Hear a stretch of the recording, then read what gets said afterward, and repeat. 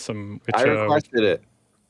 Oh, really? Oh, that's fucking awesome, man. I'm glad that I feel honored because I'm a big fan of your music, and I know that you're like a OG of house music, and I've been listening to you for years. So that's Thank you. crazy.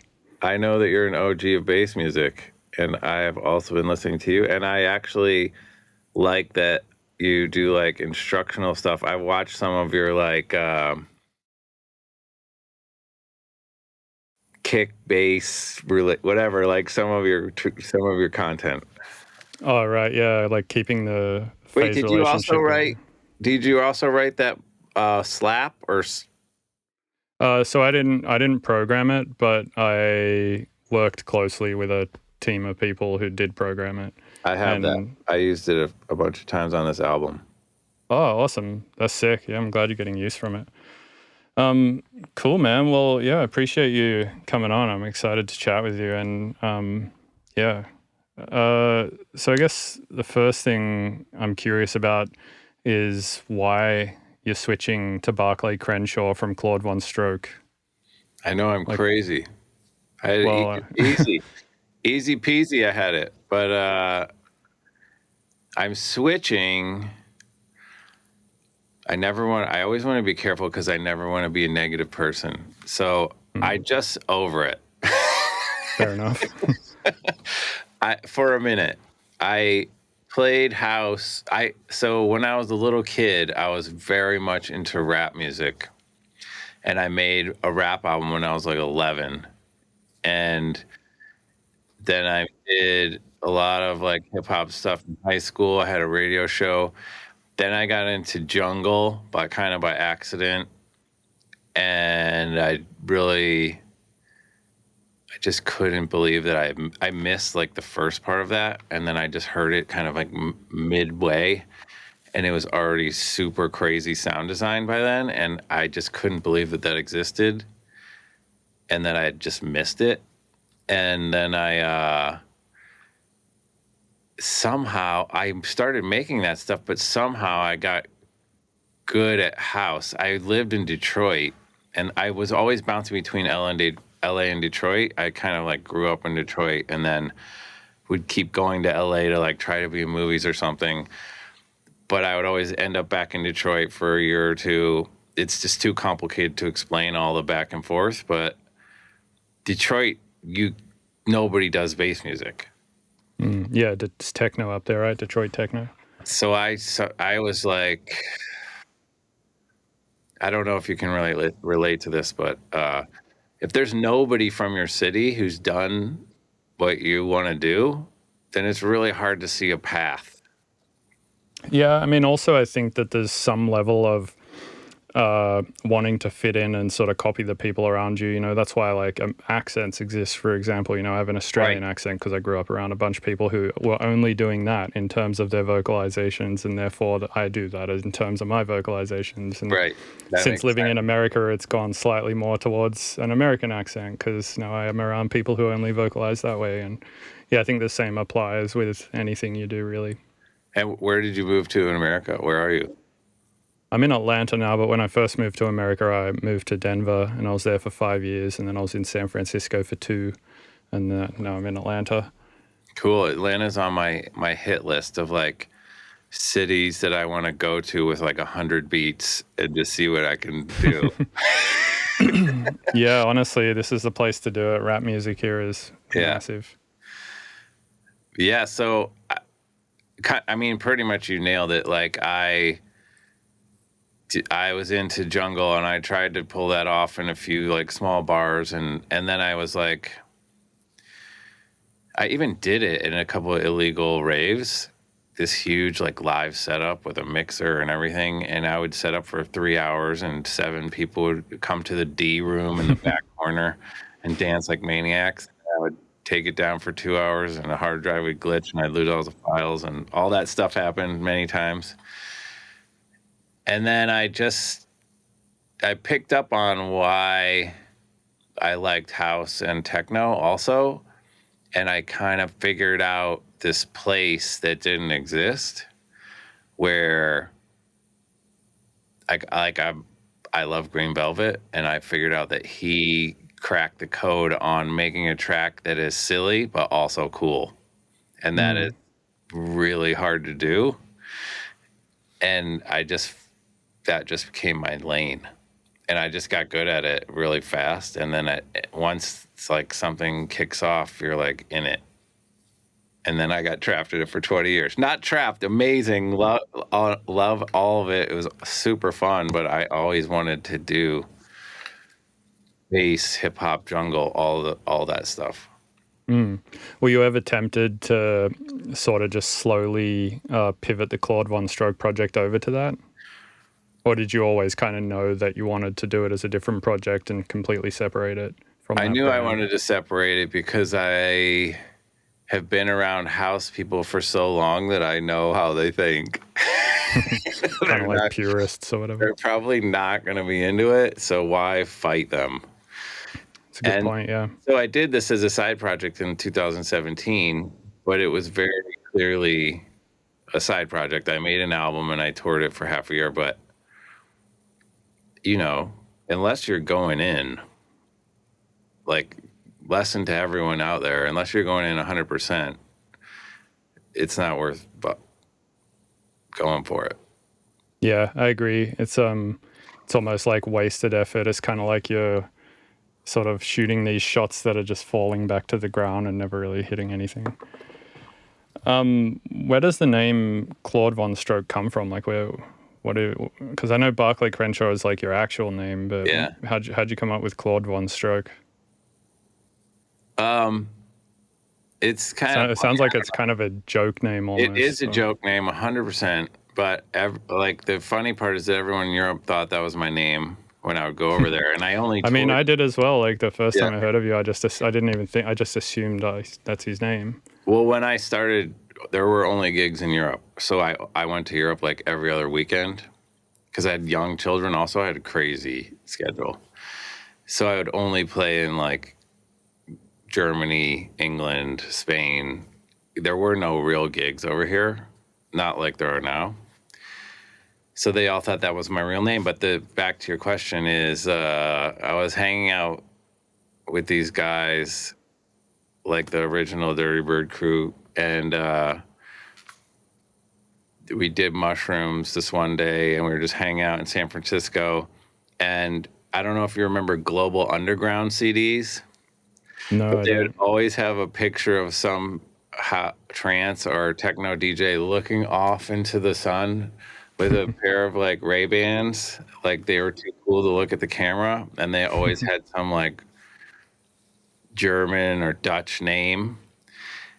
And so all of us started naming ourselves international techno DJ names in the group that I was with, and mine was Claude VonStroke, and these two girls that we were with remembered that, and I was playing one of their birthday parties the next week at this small bar, and this girl Nicole made a flyer for her party, and instead of putting my real name, she said Nicole's 24th birthday featuring Claude VonStroke. And I never changed it back. Nice. Yeah, I mean, why would you? It's a great name. So wait, before that, you were doing house as Barclay Crenshaw. I mean, yeah, pretty much. Okay, gotcha. That's interesting. No releases, but yeah. Right. I'm curious about Dirty Bird Records because that has sort of blown up in a massive way. I'm curious about the history of it, like how it started. Yeah. And sort of where you think it's going. And then I'm also interested in other things like the acquisition by Empire and Yeah. a bunch of other stuff like that, and NFTs and shit. We can get into all of it. But yeah, I guess a good place to start is the history of it. Well, let's start at the end, and then I'll go back a little. I don't work there anymore, which could be a shocker to everyone watching. Oh, yeah. I did not realize that. That just happened. Is that just because of the acquisition by Empire Records? Partially, but I also really wanted to do this. Right. And yeah, running a label is a shit ton of work. It is, and they wanted to stay on that Dirty Bird House trajectory, and I was like, I'm just going to confuse the shit out of everyone by staying here and like half running this and like half doing this. And I just said I would rather jump off a cliff and like just eat it, but 10 million% than just like half and half it. Just keep half and halving it and not, and everybody just like, even you right now, you're like, you don't know what I'm doing. Like, you think I'm working there. Nobody knows what's going on. So that's the end of this story. How I got there is crazy, but I did it for 20 years and it was amazing. And I just decided that I was going to go back to my original plan after that time. But Dirty Bird has been such a huge part of my life. It started with just a bunch of people doing free parties in Golden Gate Park. Then I decided to make it into a record label in 2005. I probably worked half of 2004 just prepping it. And before that, I made a DVD documentary on how to become a famous DJ, interviewing all these like people who were massive at that point, like Paul Van Dyke and Timo Moss and Derek Carter and Charles Fieldgood. Anybody from like this era will know who all these people are. Sandra Collins. And that let me skip a ton of steps. I also ran out of money making that. And it had all the Detroit guys too, like Derek May and Juan Atkins and all those guys. And so I had to learn how to make the music that sounded like the people that I interviewed because I didn't have any money left to license music from them. So by the end of that, that was really the catalyst so that I could really make house and techno by the end of making that film, because I had made like 20 tracks as bed music. Mm. And I had to make it sound like a Derek May track or like a trance track or whatever. It's honestly a great way to get good at the kind of music that you want to be good at. I've done the same thing, like trying to recreate tipper tunes or whatever. I think it's a great way to learn for sure. It is. And you know, people get scared that, I'm going to put up this reference track and then my track's going to be the exact same. There's no way. It's going to sound totally different. Yeah, there is so many aspects, so many like forks in the road when making a piece of music that the chance that you take every single same fork that person took is so unlikely. And also there's just so many things, like there's your specific peer influences, your specific like environmental influences, your biological influences, like the shape of your pinners, the depth of your ear canals, like all sorts of shit comes into play. So yeah, I think the risk of that happening, if you don't want it to happen, is very low. I think if you want to make it happen, it's possible, obviously. Well, your mind just takes over if you're thinking creatively. You're like, oh, well, I got this kind of just sound like it, which is all I really wanted. And now I can just make something totally different with like this sonic palette. Yeah, totally. So when you were running Dirty Bird Records for like the last 20 years, yeah, how much of it was like, how much of like the administrative shit were you doing, like royalty stuff and uploading to DSPs and all of that? Were you doing like that stuff as well as listening to all the demos and picking and choosing what goes on and working with the artists on the, you know, release order and the artwork and the copy and like, or were you sort of like just picking the demos and somebody else was doing the rest? Or so there's definite markers in the path. So I'd say from like 2005 to 2010, I was very much involved with royalties, admin, everything. And that shit is the stuff that takes like a shitload of time. Accounting sucks. I know. I can't even imagine. So there's no way we did it right for the first 5 years. No way. It's so fucking hard to get right, man. Like I've got a label and I also have a shit ton of collabs. And every now and then a collaborator will hit me up and be like, hey, that tune we put out like 5 years ago, can I have some of the money from it? And I'm like, yeah, give me like 2 days. And I'll have to like go download a bunch of spreadsheets and figure it all out. And I find like for that kind of stuff on a small level like this, it's better to just do it sort of once every 5 years or something and give them their $50. Speaking to that, I just signed this album that I'm doing to a label, and they were like, "You're gonna have to pay the sub artist," and I'm like, "That is 100% deal breaker." Wait. They weren't going to do the accounting for you? Not of the stuff, not of the vocalists. And I was like, that is a 10 million% deal breaker. No effing way am Yeah, I the whole doing point, that. like the only good thing about a label these days is them taking off some of the stresses of all of that shit. It's like, what else do you think is the role of a label in 2023? Yeah. I'm like, guys, come on. Seriously. And then, yeah, so back to the timeline, probably like 2010. I started getting label managers in maybe 2009 or 8 or something, but I was still like really doing it. I didn't even think like the first label manager worked for free because he was just super into it. And then some point, God, I can't nail, I'm so bad with dates, but at some point my wife came on, and she is like a super high level marketing person from like all these crazy agencies and stuff. And she really changed the trajectory of the label from being bedroom only, like we just put out like cool tracks, to like branded events, clothing, everything company. She flipped Smart. it, and she was really great at that.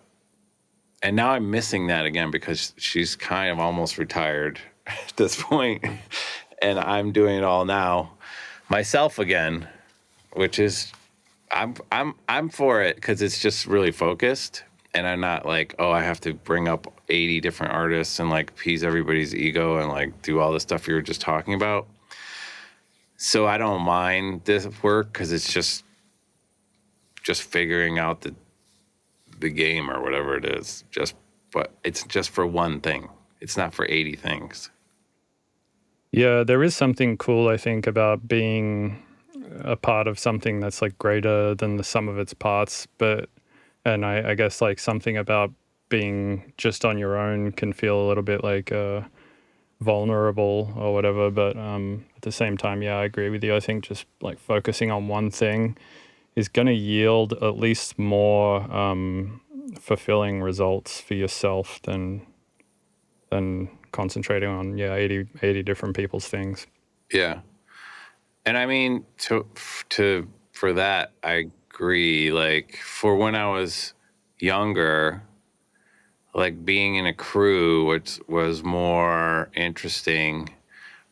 And now, like I have like old kids and stuff. It's like I don't need to be as much in like a gang as I did when I was younger, if that makes any sense. Like I love making a collective and like a community, but I'm not going out at night when I'm not playing. You know what? I don't need to be in this like gang of people. I kind of know how it all works. And it's really helpful when you're starting though to be in a group, because then you get to see what's working for your friends, what isn't working for your friends, what's working for you, what also like they'll make a track and then you'll try to make a track that's as cool as that track or better than that track, and then they'll try to make a track that's better than your track.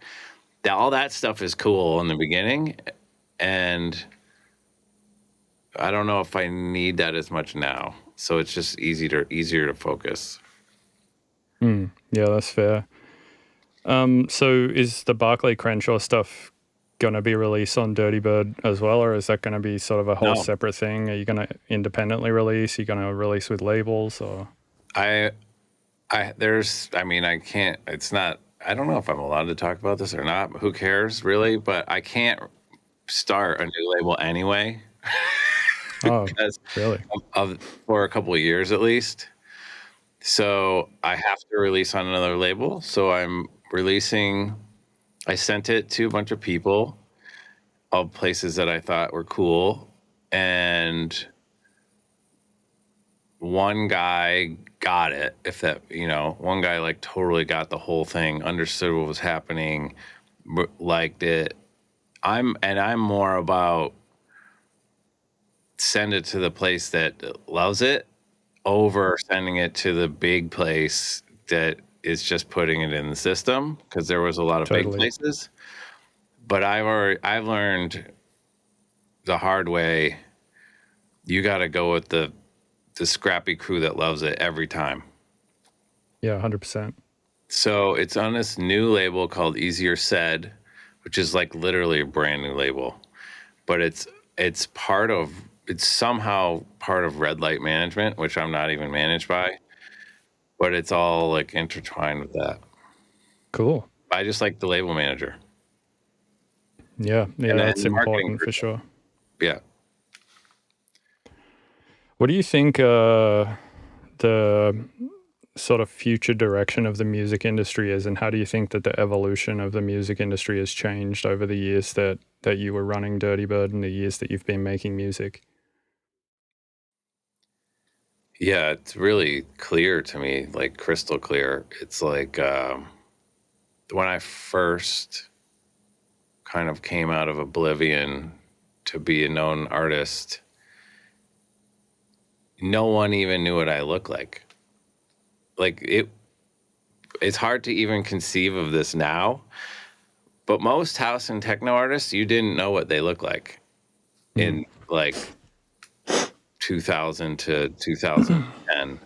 Even if you'd seen them live, because it was It- just probably in a dark warehouse. yeah, it wasn't a thing. It was like it was like, you don't know who's doing this really, and you never really, unless you're like Richie Houghton, you don't know what they look like. And so I came out of the gate purely on songs on vinyl records. And now, like, my first tracks came out a year and a half before Beatport was Oh wow, founded. Do that you know was what I'm in saying? 2006 or something. Or? Beatport started 2006. My first track came out January 2005. Yeah, wild. So basically, there wasn't this whole other thing. It was vinyl records, and people would hear your music by other DJs playing your vinyl records. So the difference now is that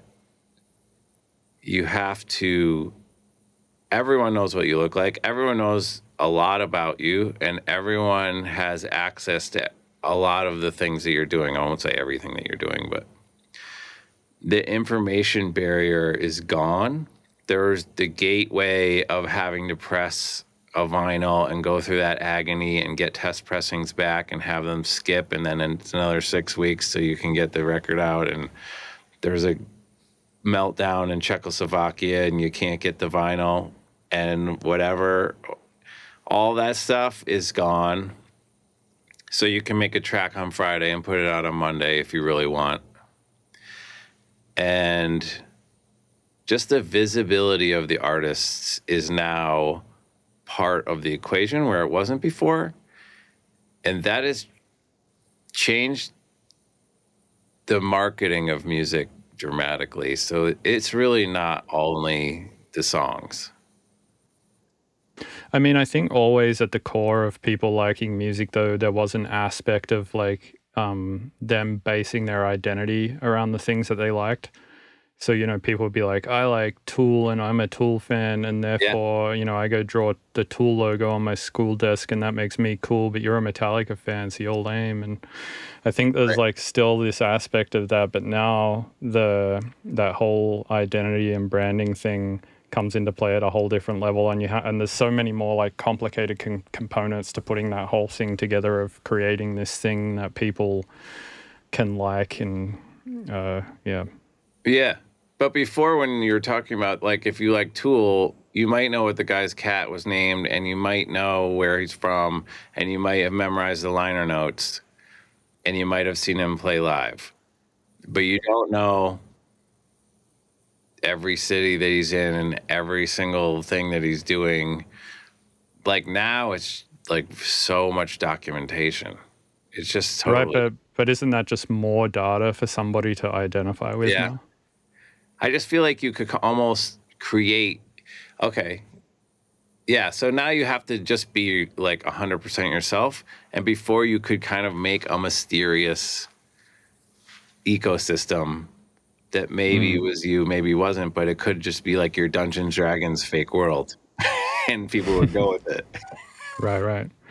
Yeah, I mean, I think you can still do that, but it's a lot harder now. Yeah. And I think, yeah, there is a lot of hiding to be done these days, whereas back in the day it was maybe a little easier to hide. Speaking of DJing, did you ever? I only just found out about these like 6 weeks ago or something. I was chatting with this dude named Nicky Nair, and he was Mm. telling me about locked groove record sets. Did you ever do those? It's basically, he was telling me there's like these vinyls that you can get, and instead of it being like a vinyl that plays from start to finish, it's just like a beat that's in Yeah. a circle on the vinyl, and there's just like concentric circles on this vinyl, and you just have like 20 of them with like different beats on them, and you could like play an entire like 2 hour set or whatever just using these by mixing them together in different ways. And it's like the mixing of them all that kind of creates the set versus the actual tracks themselves. I mean, I know about locked grooves from vinyls, and I know for sure that's something Nicky Nair would explain to you. Yeah, yeah. Yeah, I'd Nicky never Nair, heard of it before, but it sounded he really came through Dirty interesting. Bird also, Nicky Nair. Really, yeah, he's fucking awesome, man. His Yeah, music's great. really cool. Yeah, I mean, no, I don't do that, but I know what you're talking about because I had a Ectomorph record in like 1995 that did that, and I was like, "What is this?" And he just had the groove in a locked groove, and I was like, "Why would you want this?" But it makes sense. I never heard of people DJing sets like that. Yeah, I mean, I've never seen it done, but it sounds like an interesting concept. I was reading an interview of yours before this, and I read that when you're putting together a set, you just like to put together folders of tunes and then keep it all pretty free form and pick stuff on the day and try not to sort of pre-plan things too much, but rather play off the vibe of the room. Do you still do that with the Barclay Crenshaw stuff as well, or is that more sort of a house music thing? That's definitely a house music thing, but one of my main goals of this year, meaning to 2024, coming up year, is to get that good in this genre. The issue for me, it was more of a time issue. So I would be doing both projects and I would just have such limited time, and there's so many BPM jumps on the Barclay sets. So I would definitely plan them way more just because of what I was trying to get between Yeah, totally. sonically. But my goal is for next year to practice so much that I can just figure it out and not have to do that because I don't want to do that at all. It sucks. It's not as fun. And it's more like you're just hitting shitloads of hot cues and like you kind of know what's going to happen. And that's kind of fun, but it could be more fun if you really were out there risking it. I don't know. That's that. I really want to get good at this, and I think it's going to require a lot of practice. Cool. Yeah, I'm glad to hear you say that actually, because I put out a video recently on my Instagram of my Lost Land set, and the video was of the Ableton session that I used to plan the Lost Land set. And I was just like scrolling through the whole session. It's a 650 channel session. That's an hour long set of just tracks mashing into everything. And basically what I would do, or what I did, is organize the whole set that way. It took me about a month to organize, and then I rendered it sort of all out as like essentially stems. And then, yeah, did exactly what you said, just like mashing tons of hot cues, like, and it basically was just like turned into like a live DDR game for me or something, pretty much. Right. But I put this video out and I got like fucking shat on, man, by so many people being like, this Oh, is a really? pre-recorded set and blah, blah, blah. And I'm glad to hear you, of all people, who plays who's like, oh, I play music like off the vibe of the room and like, you know, true DJing shit, say that yeah, bass music's different. It's like It's very it's not difficult. like, yeah, it's not not saying it's not possible, but it's really fucking hard to just put bass music on a drive and play a clean set. It really like I would go even further and say you can do it, but then you're going to sound like the guy that never leaves 140, or he'll be on 140 for 35 minutes and then he'll go to 160.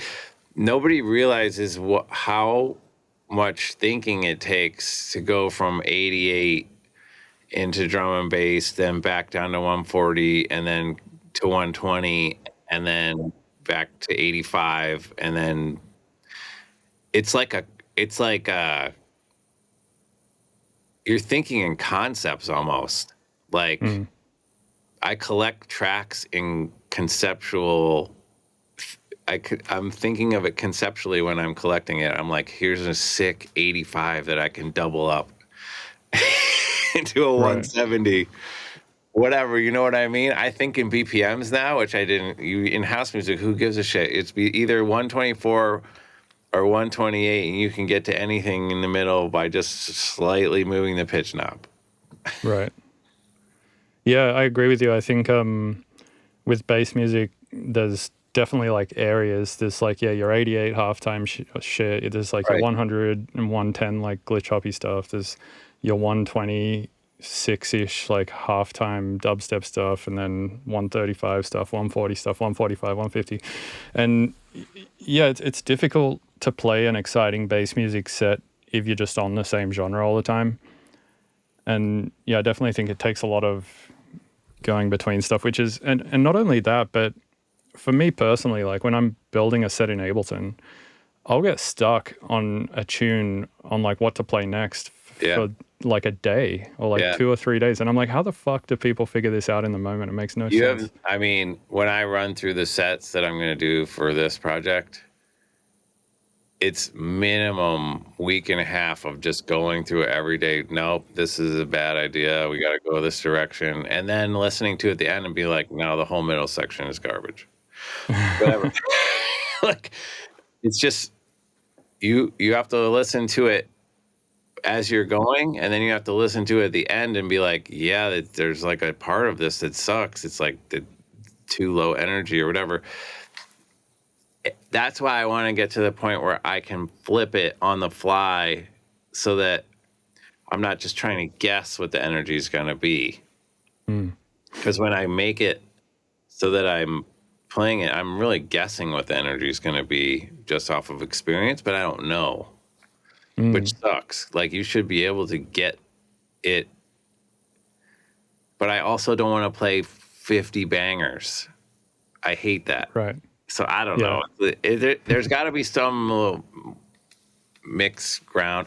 But what I have found as a solution to maybe help you and me and everyone is no one cares if you kind of wash it out and start over. I'll do that 2 or 3 times a set always, because sometimes it's just there's just no way out, and you can just wash it out and start a new BPM, and that is Yeah. okay. I feel like people are accepting that. Yeah. I mean, I would prefer that than somebody stay on 140 for an hour. Yeah.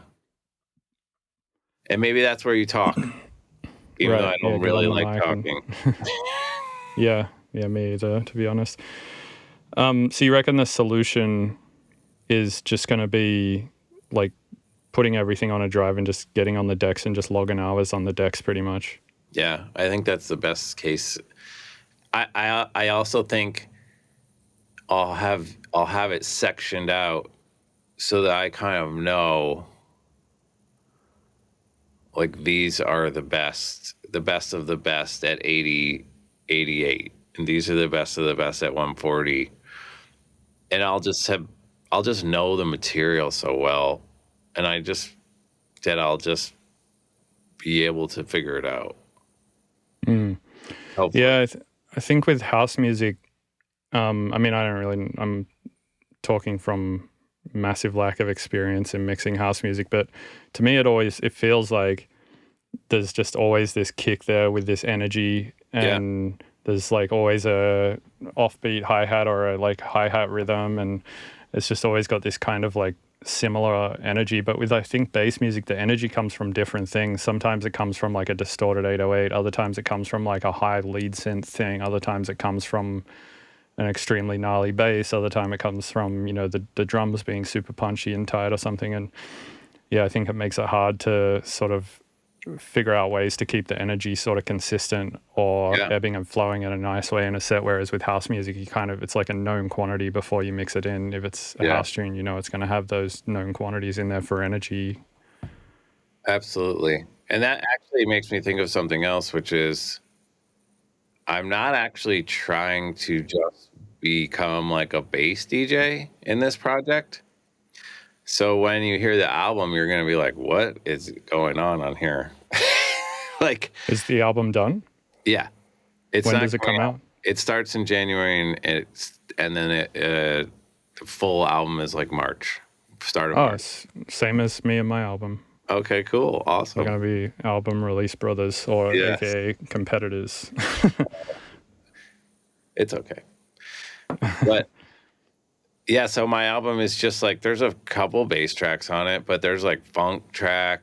It's like anything that ever had to do with breaks or dub that I like. It's not just bass music at all. So there's singing, there's all kinds of shit on there. So I want to kind of, I know it's a tall ask, but I really want to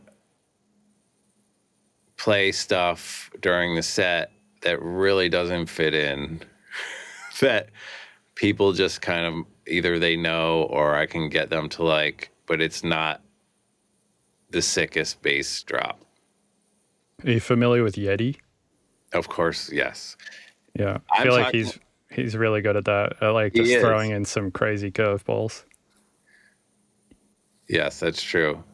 But even him, it's still bass when he's doing it. He still Mm. makes it sound like that.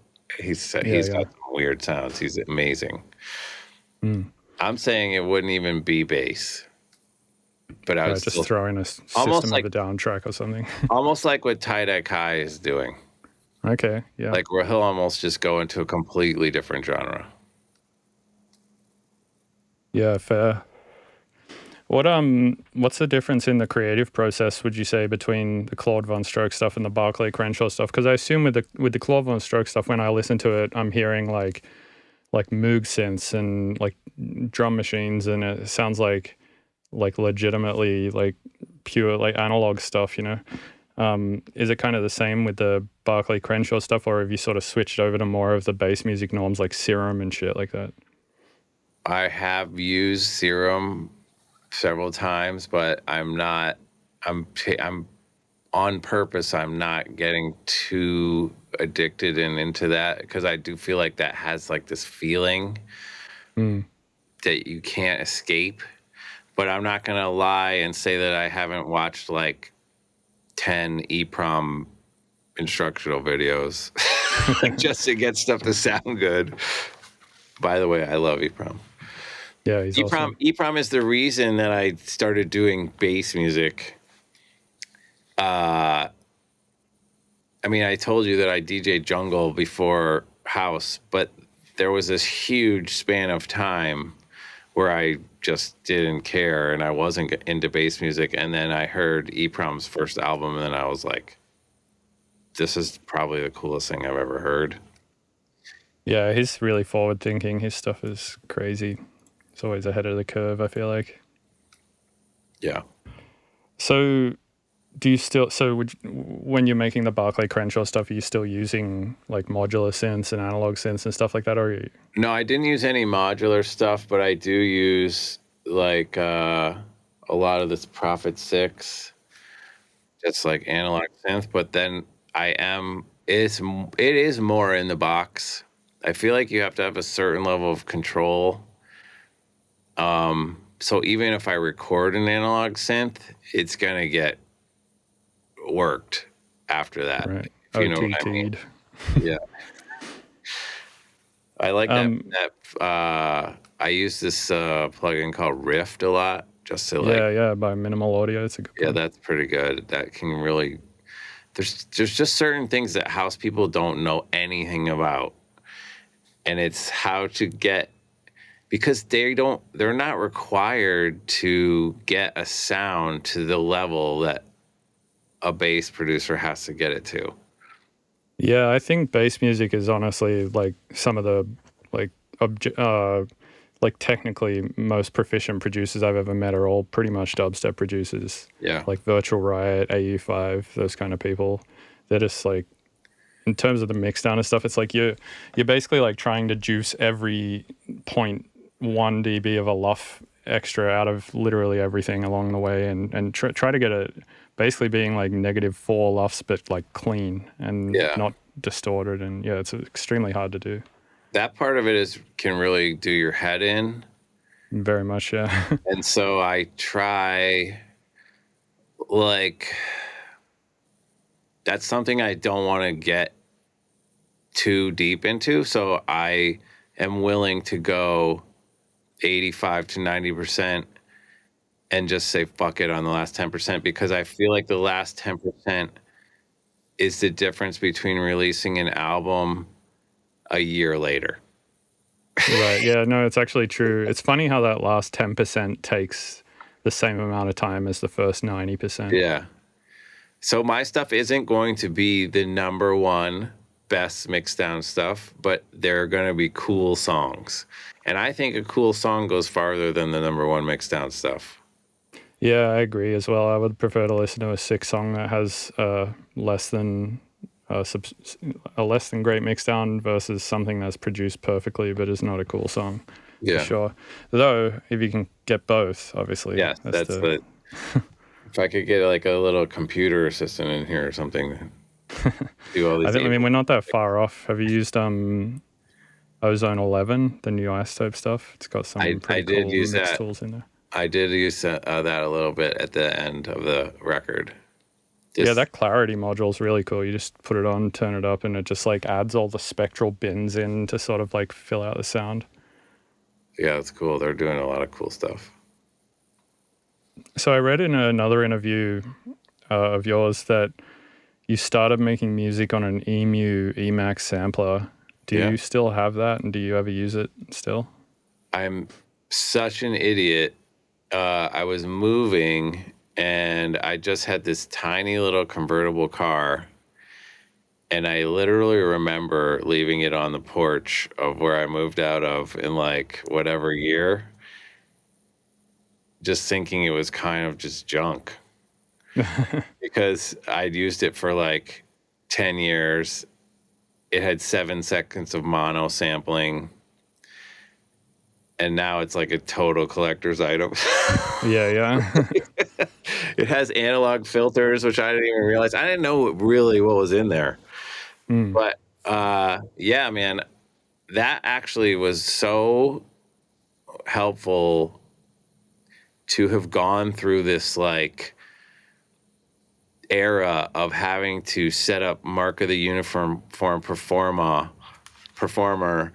MIDI only with like 3 or 4 pieces of equipment, and just the absolute total nightmare headache of that, and like getting everything to work and that stuff. It's like, I think that's why I got into Reason first, Mm. because it was more of a plugging routing program, and I'd already learned all that. And so all my first house tracks were in Reason because it was kind of like I identified with plugging the stuff in.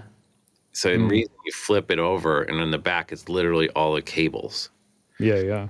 and you plug them in, and that's how you connect everything. And I got that. So that was like my bridge. It was like real shit, Reason, Ableton. What was the process like making music on real shit? Like, how do you get from an Emu Emax sampler to a Claude VonStroke track?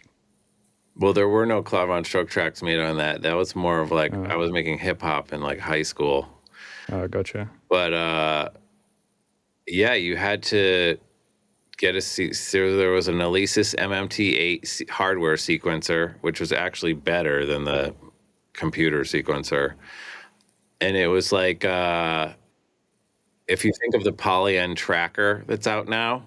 Dude, I fucking love that thing. So that's what it was, but with just one line, and everything is fucking confusing.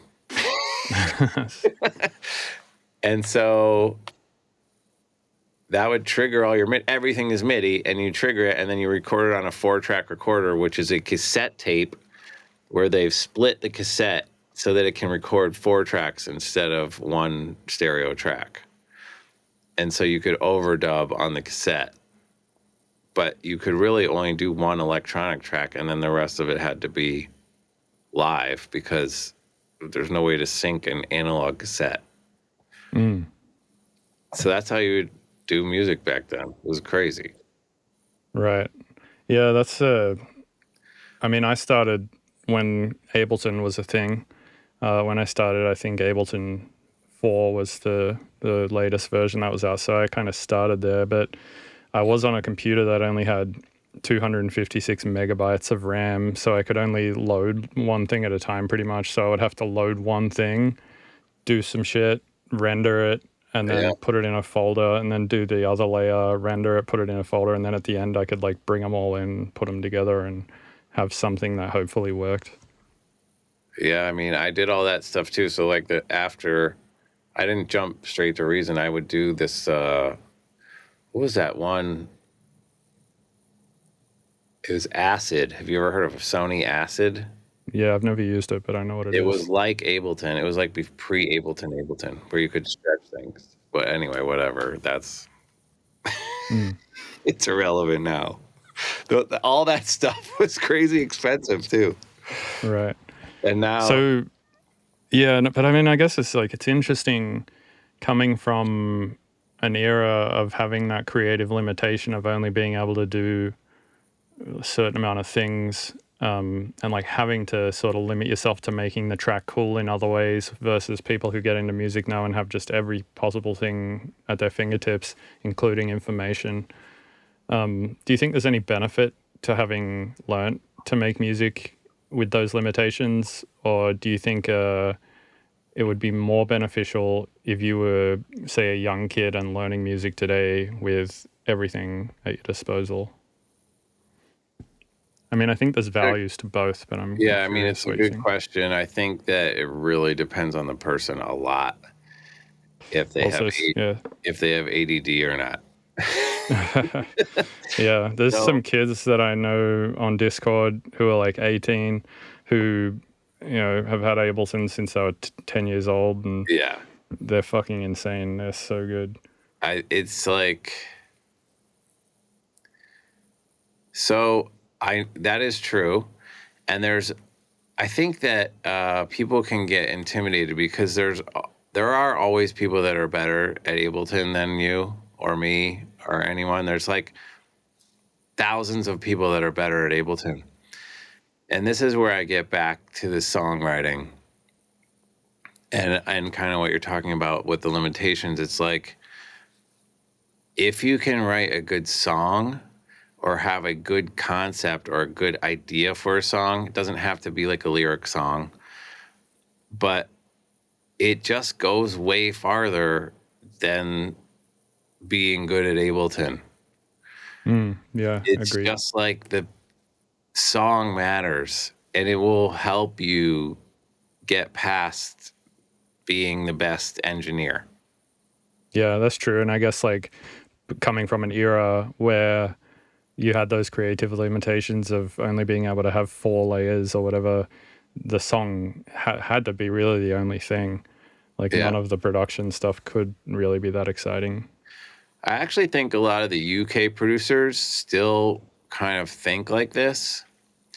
It's definitely, I've noticed this.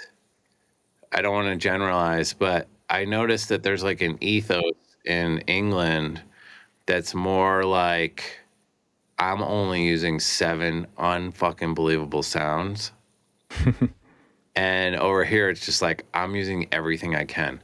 But when you Yeah. only use 7 sounds and they're all unbelievable and you spend a lot of time on each one of those sounds, it's minimal, but it's really good. Mm. Yeah, that's interesting. I've never actually heard someone espouse that ethos, but it makes sense. Like now that I think about it, a lot of the UK stuff that I like definitely is pretty minimal and still Yeah. pretty impressive. But they just really honed in on the sound. Like, but they're not a lot of sounds. Right. Like I layer up a house track with like 30 tracks. I'm not that guy. Yeah, yeah. Well, I mean, I think for house, if you're putting any more than that, you're sort of overdoing it a little bit. Like unless it's like bass house or electro fidget stuff or something. But I think generally, more often than not, I prefer a house track with less layers, you know, like that tune that Skrillex and Fortet put out recently or something like that. I love that shit. Yeah, often when house has too much going on, I feel like it's not what I'm looking for when I'm listening to, when I want to listen to house, I'm trying not to listen to 100 layers at once. Yeah. I mean but there are sometimes 100 layers when you don't think there are. It's like the It's little also true, shaker on yeah. the 18th bar or whatever. Yeah, yeah, totally. How do you decide when a track is finished, and how long do you think it takes you to make a track? Or how long does it take you to make a Claude VonStroke track versus a Barclay Crenshaw track? And how do you decide when a Claude VonStroke track is finished? And how do you decide when a Barclay track is finished? And is it different? It's not different, but I changed up my whole thing on this album in particular. So before, for any type of track that I was making, I would just make the track and mess with it and tweak it and make it and make it. And then I would finish it and then set the release date.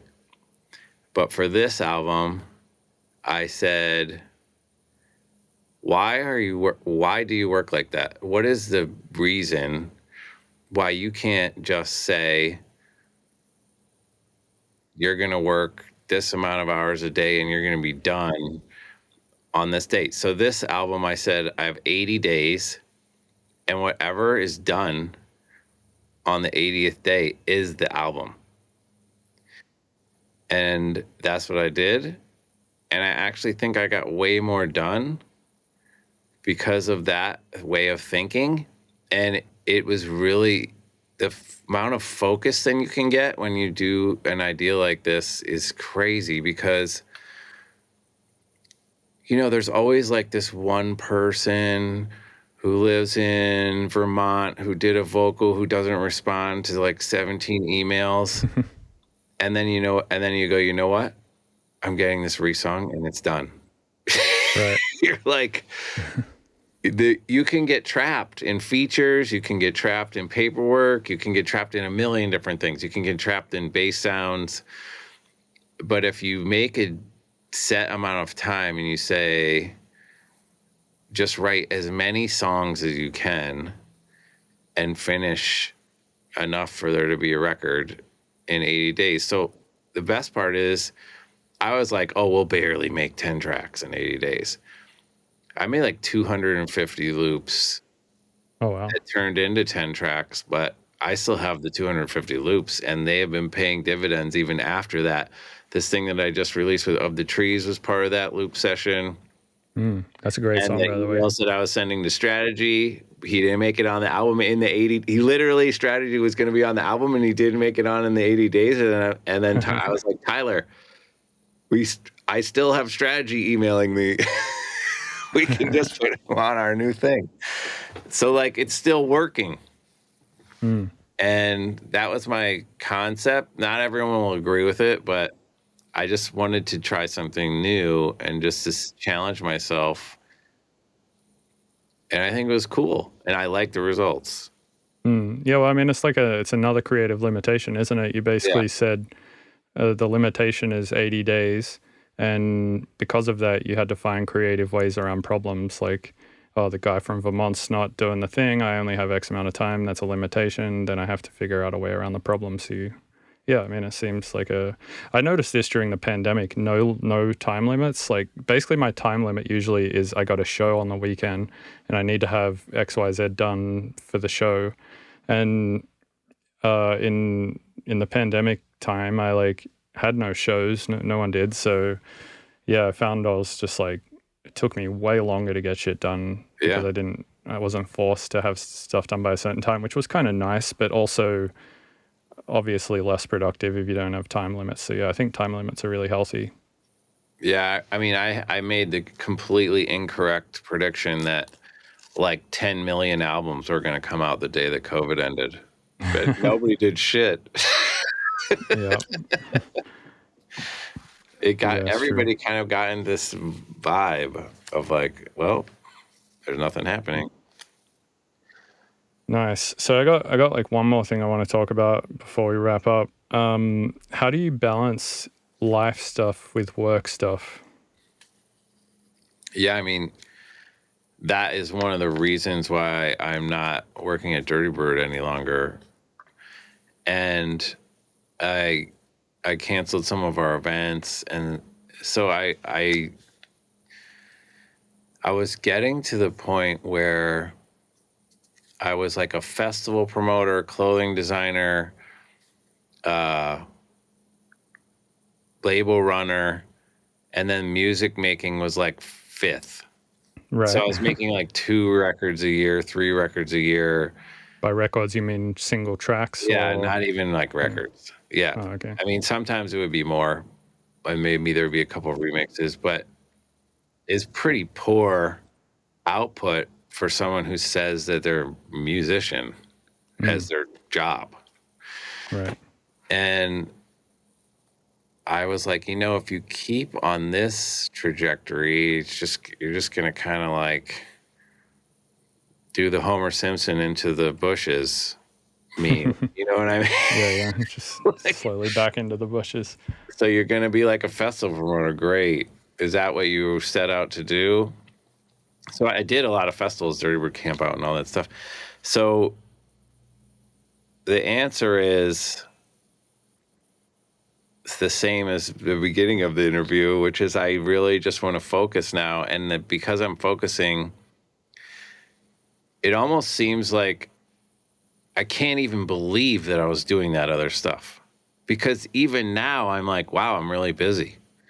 Mm, I can't even believe that I was doing the 6 other projects. So I don't know. That's not even really answering your question, but I make time for my family, and I make sure that I don't tour too much, and I have weekends off all the time. And one thing that's been really good is that my wife and I were working really closely together on Dirty Bird, and now we're not, and we argue way less. that's awesome. So that has been awesome. So Dirty Bed Camp Out is no longer a thing? Uh, I'm not gonna say that yet. But it's not Okay. official, but I'm gonna. We're trying to like still figure that one out. But we canceled Dirty Bird Campin' last week, which is the Florida one, Mm, and I'm not doing Dirty Bird barbecues anymore. And Camp Out is still iffy, but it's probably gonna morph into something else or not happen. mm. I would think, and I mean, and I don't really know because I've never been in this situation before, but I would think that like after growing a brand like that, actually, I know people who have like grown festival brands before, and then when the festival is like a brand, they've put like 10 years into like building it and whatnot. They like sell the festival to somebody Yeah, else, and then somebody else takes over running it, doing everything, and they just get like paid for the brand or something. yeah. So Dirty Bird Camp Out. How can I say this? It's like too good. Because it only has like 5 or 6 thousand people. No one wants to buy it Right. because over that, when you start to get over that amount of people, I don't know if you've ever heard of this festival, but in the festival, there's 4 color teams that are competing for the win at the end of the festival, and there's like camp games the whole festival. And once you get over like 6, 7 thousand people, that part of the festival becomes somewhat unmanageable. Mm. And so the festival kind of has this like finite, awesome number. And therefore, I can't sell you Dirty Bird Campout and have you turn it into a 50,000 person festival because it's just going to be ruined. Fair. So I you're don't like, know how to explain it, but it's a tough sell. If someone Yeah. wants to buy it, I will sell it to you. I still own it. So if anyone listening to Mr. Bill podcast wants to buy Dirty Bird Campout, I'm all ears. as long as they keep it a 5,000 or 6,000 They person just have thing, to and keep it fun. Yes. If if they want to make it bigger, they have to have a plan. It can't just be like Voldemort buys it and like turns it into a 40,000 person shit show. yeah, I figure like, yeah, once you get over sort of 7,000 or 8,000 people, you're really starting to deal with the logistics of a small city. Yeah. I mean, And we already are figuring making out, a small city just for that. It's a 4-day camping festival, so it is a small right. city, but it becomes a bigger small city. Becomes a middle-sized city. Yeah, exactly. Like Lost Lands, right? It's like 40,000 people. It's like the size of like some named cities. Yeah, it's crazy. Yeah, wild. Well, hey man, thanks again for coming on the podcast. It was awesome finally connecting with you and chatting. I had a lot of fun, and yeah, stoked to hear the album and stoked to see what happens with the Barclay Crenshaw project. Thank you. I'm stoked to hear your album as well. I guess they're coming out at similar times. Yeah, I can send it to you before anyway. Yeah, I'll send you mine as well. Sick. Hopefully I'll see you. I don't think we've ever met in person. Is that No, we've true? not. Yeah, Yeah, it's because true. I We've not just met. don't travel in this like circle, but now I might be Yeah, hope so. Yeah, I mean, doing you've done a lot that of friends with, you've done a lot of shows with my buddy Chris, and we have a project together. So maybe we'll okay. Chris is what? Killsmith. Oh, Kill Smith. Yes, Yeah, of yeah. course. Yeah, my So, yeah. first tour, he went on the whole thing with me when I did that album in 2018 or 17 or whenever that was. He was my guy. Yeah, yeah, Yeah, he's he's awesome. awesome. Yeah. Cool. All right, man. Well, yeah, thanks again, and I'll chat with you soon. Thank you. All right, see you, man. Have a good day. You too. Bye-bye.